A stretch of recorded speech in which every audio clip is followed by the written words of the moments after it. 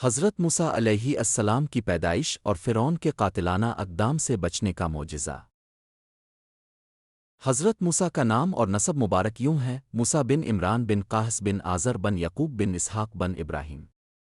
حضرت موسیٰ کی پیدائش مصر میں ہوئی۔ حضرت ہارون اب کے حقیقی بڑے بھائی تھے۔ حضرت موسیٰ کی دعا کی بدولت اللہ تعالیٰ نے انہیں بھی نبوت عطا فرمائی اور حضرت موسیٰ کا مددگار بنا۔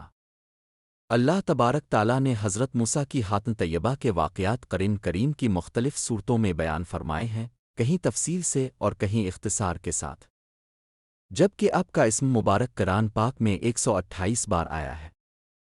فرعون کا خواب اور حضرت موسیٰ کی پیدائش۔ حضرت ابن عبوس اور حضرت ابن مسعود سے مروی ہے کہ فرعون نے خواب دیکھا تھا کہ گویا ایک آگ بیت المقدس کی طرف سے چلی آ رہی ہے اور اس نے مصر کے گھروں اور تمام قنبتوں ہے یعنی بنی اسرائیل کے مخالف فرعونیوں کے گروہ کو جلا ڈالا، لیکن بنی اسرائیل کو آنچ تک نہ آئی۔ فرعون نے بیدار ہونے کے بعد اپنے مالک کے تمام کاہنوں، نجومیوں، جادوگروں اور دیگر ماہرین کو جمع کیا اور سب سے اس خواب کی تعبیر معلوم کی، جس پر انہوں نے جواب دیا: بنی اسرائیل میں ایک بچہ پیدا ہوگا اور اس کے ہاتھوں اہل مصر کی ہلاکت ہوگی۔ بنی اسرائیل کے ہاں بھی شروع ہی سے یہ بات مشہور تھی کہ ہی میں ایک بچہ پیدا ہوگا جو بڑا ہے کر فرعون کا تختہ الٹے گا اور بنی اسرائیل کے پاس مصر کی باغ ڈور آئے گی۔ یہ خبر فرعون کو بھی اس کے درباریوں نے پہنچا دی تھی، لہٰذا اس خواب کے بعد وہ مزید فکرمند ہو گیا اور اس نے حکم جاری کر دیا کہ بنی اسرائیل میں پیدا ہونے والے تمام لڑکے قتل کر دیے جائیں۔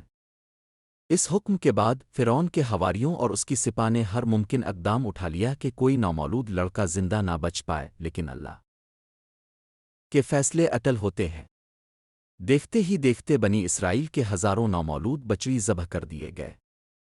پھر ایک وقت وہ آیا کہ جب سرداروں نے فرعون سے کہا کہ اگر بنی اسرائیل کے لڑکوں کا اسی طرح قتل عام ہوتا رہا تو ہمیں آئندہ خدمتگار ملنا مشکل ہو جائیں گے، اور پھر ہمارے یہ کم تر، گھٹیا اور غلیظ کام کون کرے گا؟ اس پر فرعون نے حکم جاری کیا کہ 1 سال چھوڑ کر بچے قتل کیے جائیں۔ انہی حالات میں حضرت موسیٰ پیدا ہوئے۔ نجومیوں نے فرعون کو اطلاع دی کہ بچہ پیدا ہو چکا ہے۔ اس اطلاع نے فرعون کو بدحواس کر دیا اور اس کی سپاہ نے گھر گھر تلاشی شروع کر دی۔ حضرت موسیٰ کے بھائی حضرت ہارون سال امان میں پیدا ہوئے تھے، جبکہ حضرت موسیٰ قتل والے سال میں پیدا ہوئے، مگر اللہ نے ان کی حفاظت کا سامان اس طرح فرمایا کہ ان کی والدہ پر معمول کے مطابق حمل کے اثر ظاہر نہیں ہوئے، جس سے فرعون کی چھوڑی ہوئی دائیوں کی نگاہ میں نہ آئیں۔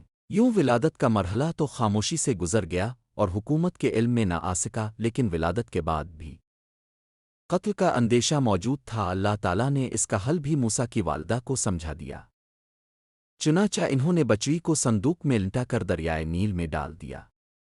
قرآن پاک میں ارشاد ہے: ہم نے موسیٰ کی ماں کو وحی کی کہ اسے دودھ پلاتی رہے، اور جب تجھے اس کی نسبت کوئی خوف معلوم ہو تو اسے دریا میں بہا دینا، اور کوئی ڈر، خوف، رنج و غم نہ کرنا، ہم یقیناً اسے تیری طرف لوٹانے والے ہیں اور اسے اپنے پیغمبروں میں سے بنانے والے ہیں۔